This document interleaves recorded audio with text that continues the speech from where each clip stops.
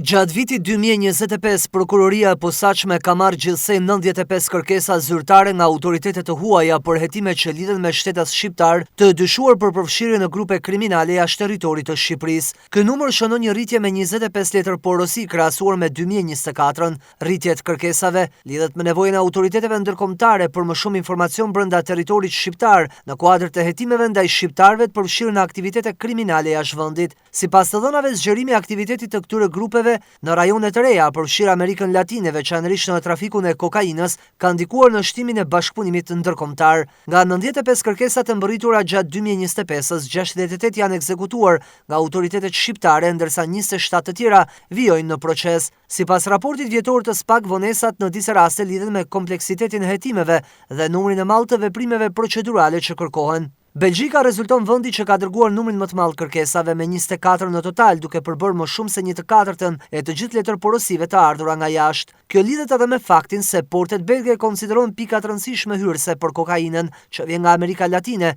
ku sipas hetimeve ndërkombëtare operojnë edhe rrjete kriminale të drejtuara nga shqiptar.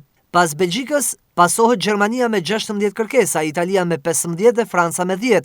Ndërkohë Mbretëria e Bashkuar dhe Holanda kanë paraqitur 5 kërkesa, Spanja 4, Kosova 3, ndërsa Shtetet e Bashkuara, Rumania dhe Greqia nga 2 kërkesa. Nga një kërkesë ka ardhur edhe nga Norvegjia, Suedia, Maqedonia e Veriut, Luksemburgu, Bullgaria dhe Çekia. Në të njëjtën kohë, SPAK ka dërguar dhe kërkesa për ndihmë juridike drejt vendeve partnere gjatë 2025-s, janë dërguar 156 letër porosi, pak më pak krahasuar me 2024-ën, që kishte 163. Më shumë se 1/3 e këtyre kërkesave janë përmbushur, ndërsa pjesa tjetër mbetet në proces. Franca kryeson listën e vendeve që ka marrë më shumë kërkesa nga SPAK me 55 letër porosi.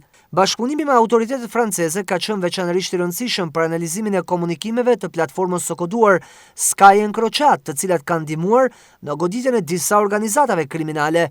Pas Francës renditen Holanda me 12 kërkesa, Italia me 8 dhe Kosova me 7, Belgjika, Greqia dhe Zvicra me nga 6, Gjermania, Malizi, Ekuadori dhe Spanja me nga 5. Gjithashtu SPAK ka kërkuar bashkëpunim edhe nga Shtetet e Bashkuara, Mbretëria e Bashkuar dhe Brazili me nga 4 letër porosi, 3 nga Austria dhe Kolumbia, ndërsa Slovakia, Maqedonia e Veriut dhe Turqia nga 2.